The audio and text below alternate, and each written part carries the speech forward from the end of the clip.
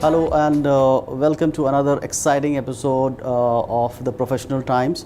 And we are very thrilled to talk about our very special guest, Mr. Chris Evans, who is the Managing Director of Oxford Limited. Hi, Chris. Welcome to the show. Thank you. And we are very thrilled to have on our show. Well, I'm very pleased Yeah. to be here. Yeah. Thank you. So, you would like to know about your professional journey and what makes you landed in Oxford. Okay. Well, my journey started as a quite junior marketing communications executive in a large telecoms company in the UK back in the very early 1990s, before the invention of mobile phones. Okay. In fact, my very first job was selling pages over the telephone, telesales. Quickly discovered I wasn't much of a salesman and moved to transfer into marketing department.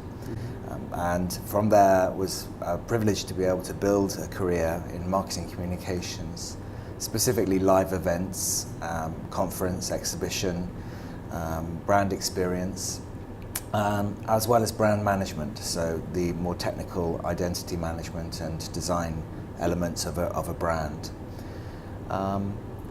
From there, of course, companies grow and then subside again through waves of redundancy. I managed to land on my feet and go and work for a motor insurance and breakdown company in the UK called RAC, the Royal Automobile Club, and was able to further my career.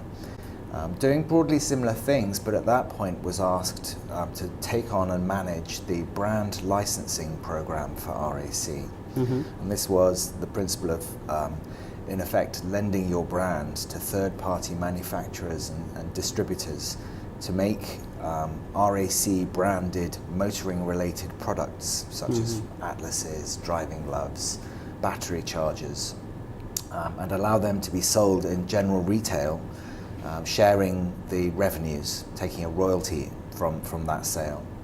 And this was my first introduction to brand licensing, and stood me in good stead because having gone through another phase of redundancies at RAC, with new owners taking a different strategic direction, I took a job working for central government. I have been a bureaucrat in my life. Oh.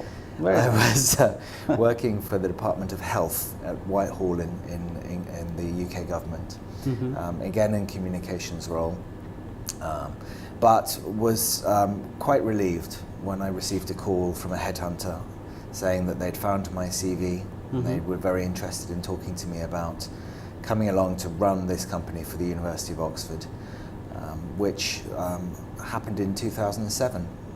So with my brand experience, my brand licensing experience that I had built while I was at RAC, and I think with my general experience of organisation and management, I was in a position to be able to add a lot of value, and that they were very generous to offer me the job, which I took and have not looked back. Excellent, excellent. So, when you have connected with Oxford and now, how is your journey with Oxford as compared to your previous experience versus the current role you're associated with Oxford, Oxford Limited specifically, which is a kind of subsidiary that also we would like to understand how it is, because in India when people say Oxford is mostly like education comes first in the mind. Yes. So how as it should, absolutely. So how it is different, the Oxford University of Oxford and Oxford Limited, and what kind of activities that is doing? And so I think the University of Oxford has existed for nearly 9 centuries. It has made its reputation through the incredible accomplishments and the way that it goes about things in England, in Oxford, England. Since the war, really, since mid-20th century, the work of Oxford University Press has really what has projected the name and reputation of the university around the world. So when you pick up an Oxford English dictionary, when you go to school and you learn Oxford English as an English language course, this is the work of OUP, and that is a department of the university. About 20, 30 years ago, the university recognized that actually they had not taken good enough care of their trademark in terms of consumer product. And especially in Oxford itself, a number of retail companies had started selling Oxford University branded merchandise with no rights or permission to do so, but equally no reason to not do so because the university had not taken any steps. Mm-hmm. So the university took those steps by creating a subsidiary company, Oxford Limited, which is wholly owned by the university, and we have undertaken to donate all of our profits back to the university as a charitable donation each year. Mm-hmm. The university is actually a charity. Yep. And we are therefore operating on behalf of the university, but in a private company capacity. Mm-hmm. When we are saying the name Oxford, what signifies you in the first instance? Well, we have spent a lot of time thinking about that question. And of course, as we go around the world seeking to create Oxford University branded product, we have to understand what it is that Oxford means to consumers. The values that we've decided are central to the brand of the university are threefold. Mm-hmm.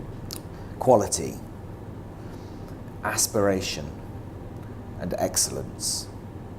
So that a consumer who sees an Oxford University branded product will expect it to be of extremely good quality. Yep.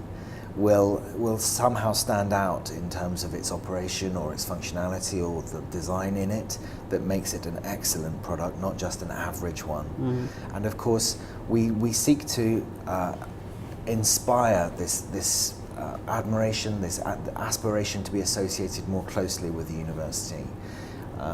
The university itself is a global leader in higher education, but it is in a competition with all of the other major universities of the world. Right. Competition for certainly students, postgraduates, but also academics. We seek the best and the brightest in all fields, and without a continual attractiveness of the university around the world, it's obviously not going to be possible to maintain the position. So we do a very small part by seeking to project a modern contemporary view of the university through product. Mm-hmm. I'm not saying, of course, that we are instrumental, right, but we do our bit. Although you're saying that it's a small part you're doing, but it's a very significant and very impactful kind of revenue stream, which is right now, and in future also it could be a large stream. So how are you planning to make your global reach to your various products and merchandise, all those products? Well, I think this is where the power of licensing comes to play. If I were a traditional operator, I would be seeking to source product, sell it to retailers, and then have them sell it on to consumers. And of course, that is an incredibly resource-intensive process. I need a lot of capital in order to be able to source the product, to store it, to distribute it. I need a lot of resource in terms of the people and presence around the world to be able to do that.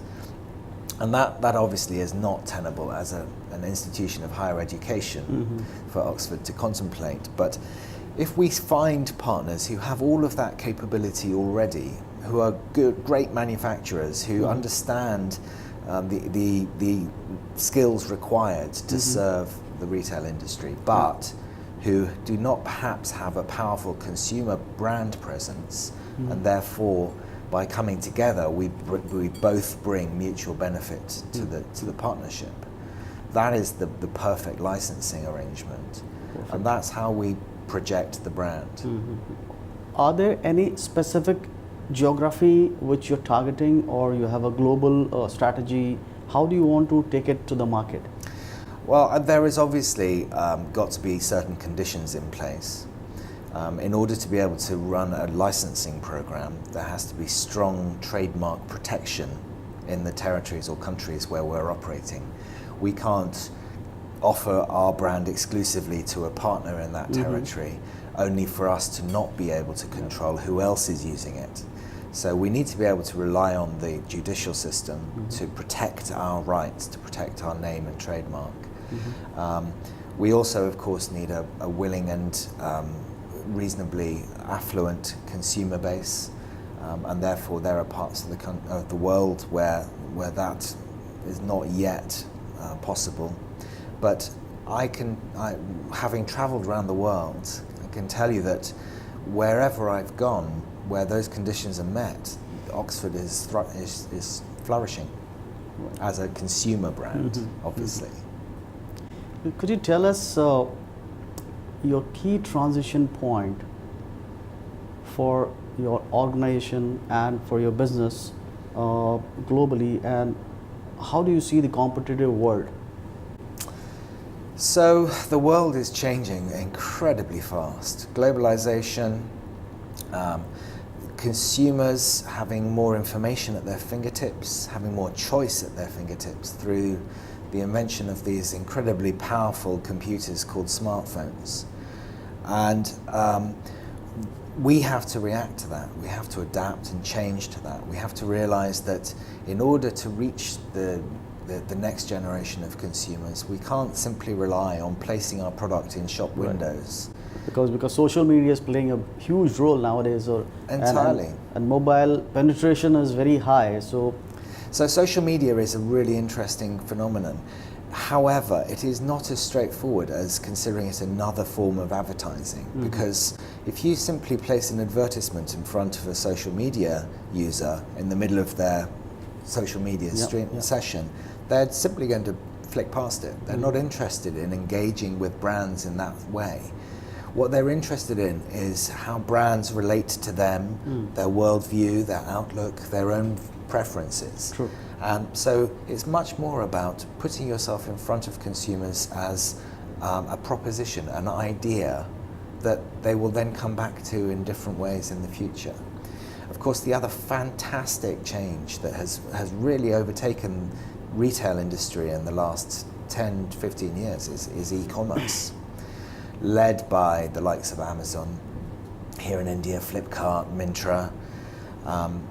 They have transformed yes, of course, retail, and in many ways to the detriment of the old school. Many traditional retailers in the UK, in America, around the world are struggling now to adapt to the modern world. They just have not got the mechanisms to be able to change as quickly as is required. So I think this too has affected us. When I took over Oxford Limited, we were pursuing a very traditional model of targeting licensed product at bricks and mortar retailers.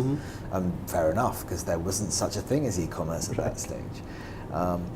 But even in my career at Oxford, which is now I'm in my 12th year at the helm of Oxford Limited, we have seen such dramatic change that those are really important areas that we need to address to stay relevant. And how do you go about learning as an individual, your rich experience you have? How do you see that it's going to be helpful for the organization, and how do you take it to the market? Well, by using exactly the same methods as my consumers do. I inform myself of what is happening in the world, the trends, the initiatives, the new projects. I take time to ensure that I network with my fellow licensing colleagues, and there are some major exhibitions and conferences, one of which has just been taking place here in Mumbai, which is why I'm with you today.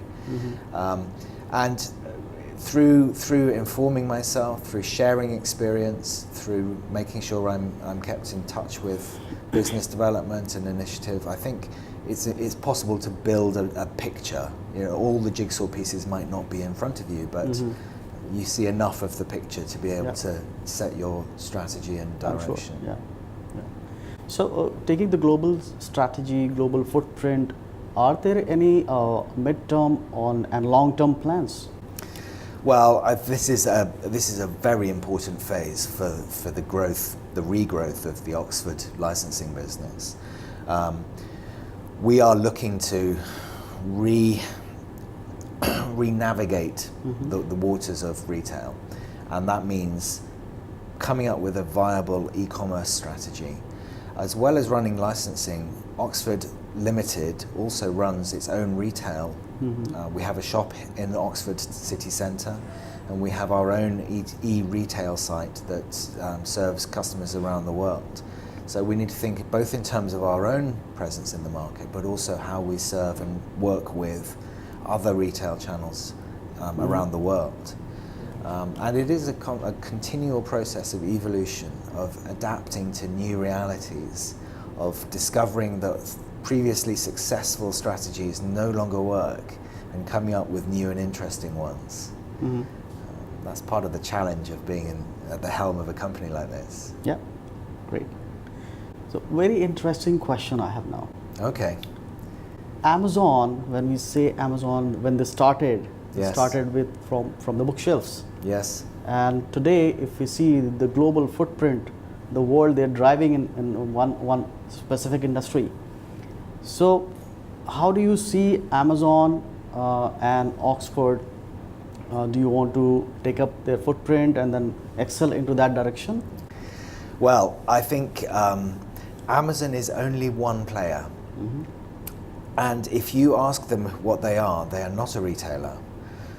They are a technology company, and they want to be into driverless cars, and they want to be into drone delivery of packages, and their scope is endless. They are the original provider of cloud computing services. I obviously need to ensure that my world view includes Amazon and its initiatives around the world.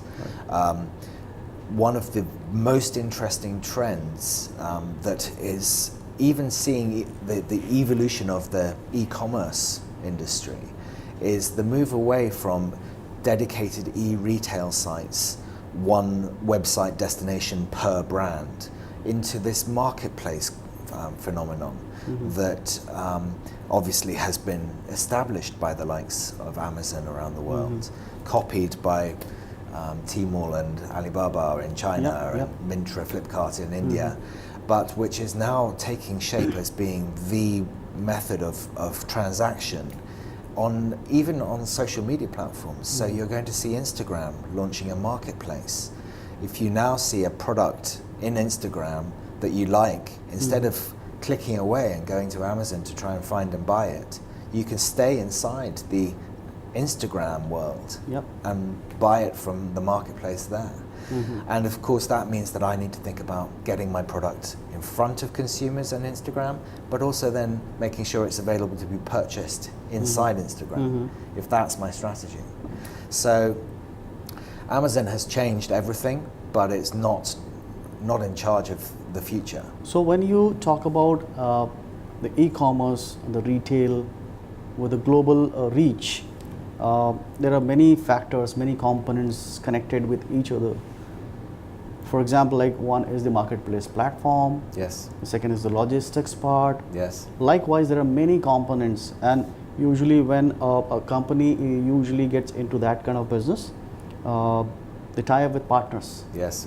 So do you have a kind of a partnership viewpoint, or you wanted to have your own control of all the components and then run?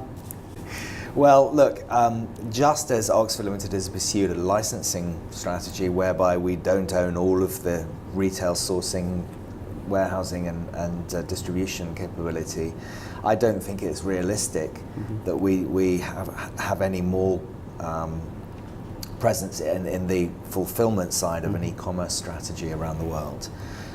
We do have our own warehousing in the UK associated with my core business, and it fulfills my own e-commerce website. But realistically, it is going to be driven through partnership, even though, of course, I have to accept that there is less margin to be made if I have to share it with a partner. The advantages, of course, and in this global world, it's not just about money, it's about service. And the expectations of consumers and the platform owners is incredibly high in terms of responsiveness and Absolutely. return Absolutely. rates and all of those measurements that ensure that you're allowed to stay on these platforms. And that's not something that I can deliver from Oxford, England, around the world. There are many excellent leaders, many organizations which we always look upon. So, if I have to ask, which are the leaders or the organizations you admire the more? Who are the leaders or the companies and why? Okay. Well, look, I think you have to look at Jeff Bezos as one of the most impressive leaders, not only because of what he's accomplished, but by the way he's accomplished it. I think that good leaders are the ones who really understand that it's not just about them. They surround themselves by clever people and they allow them to fly. And in all successful organizations, you will find that trait in leaders. But that's the same the world over, and it probably always will be. So what kind of product range you're coming up with to reach out to the global market? So we have thought again long and hard about what product Oxford University should be selling around the world, and came up with a very simple test. It's a test of relevance, so that if we are going to put a product in the name of the University of Oxford, it has to have a relevance, a story attached to it that makes it something that a consumer could understand should come from the university. We are a strong educational brand, obviously, around the world, and therefore science toys, back-to-school product, educational board games and puzzles are very obvious product areas. Yes. The university also has an incredible array of content sitting in its archives, museums, libraries, and that content can be drawn upon to create patterned product that can be used in home textile and interior. So that's a whole other area. And then, of course, universities are famous for their apparel, their clothing. So we have a big clothing program that works around the world. And where there is relevance, where there's a story attached, perhaps a scientist made an invention that is now used in a product, that product has a relevance to the University of Oxford. So that's where we make sure that we sit. What sort of objective you have set for your licensing programs? Well, we've already talked about the benefits of projecting the brand of the university around the world, making it relevant to consumers.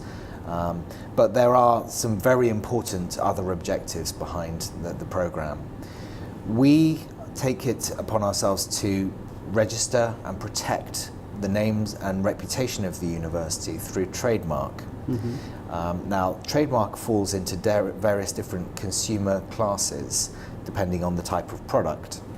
And we need to demonstrate use in all of those classes in order to be able to maintain and continue to enjoy the protection of trademark registration in territories around the world. The only realistic way of doing that is through licensing, because as we've discussed, the resource required to deliver that ourselves would be too great. So licensing plays a very important part in protecting the name and reputation. And of course it drives revenue back to the university. So it's a win-win situation. So we have a very exciting discussion. Okay. And now we wanted to move to the second phase of the discussion, which is the kind of rapid fire, quick things. Okay. So I'll ask the questions. Yes. Whichever comes first in your mind, you have to pick and say. All right. Yeah? All right, let's give it a go. So are you a morning person or a night owl? Night owl. You were lucky to see me this morning. Okay, great. Are you a coffee person or a tea guy? Coffee all the way. Okay. What is the first thing you do when you wake up in the morning? I go and feed the cat. You like cats? No, we have a cat at home. We have Okay. it's a very demanding cat that Okay. requires feeding first thing, otherwise she just shouts. Okay. What's on your work desk? A variety of files and in trays, and a computer, pictures of my family. Mm-hmm. Yeah, that's about it. What's on your smartphone home screen? Only the most used apps that I Okay. require. You're using an iPhone? Yeah, no, I have a Samsung Galaxy. Okay, then you still have chance to put some I can personalize, pictures. but yeah, I iPhone don't. doesn't give that option. What is your favorite workday time waster? Well, what's my favorite work time waster? Talking to my colleagues, sharing life with my colleagues. Okay, excellent. Your favorite personal possession? I bought myself a Montblanc writing instrument, a propelling pencil, when I was much too young. I think it was probably the first time I was made redundant and I had a little bit of cash in my pocket. It was in complete luxury, and it has stayed with me ever since, and I love using it. I write with it every day, and that's my favorite possession. Excellent. How do you run a meeting? Well, I generally tend to take a very backwards seat. I like to listen to other people. I don't want to dominate meetings. There's no point in drawing people together and then just making them listen to what I have to say. I want to hear what other people have to say. And I try to draw consensus. Okay. The one trait you look for in a new hire? Passion. A genuine interest in why they're in front of me and what they want. You know. Okay. Who has been the most significant influence on you? My wife, without a doubt. Okay. She's my moral compass, my leader. Excellent. What is the best professional advice you have ever been received? I think I would probably have to say, always remember the impression that you make on other people. Always manage that, because otherwise you've lost. Okay. Wonderful talking to you, Chris, and it was a pleasure for us to have you on the Professional Times, and we wish you all the very best for your future endeavor. Thank you very much. It's been Thank a great pleasure. Thank you. Thank you. Thank you. Okay.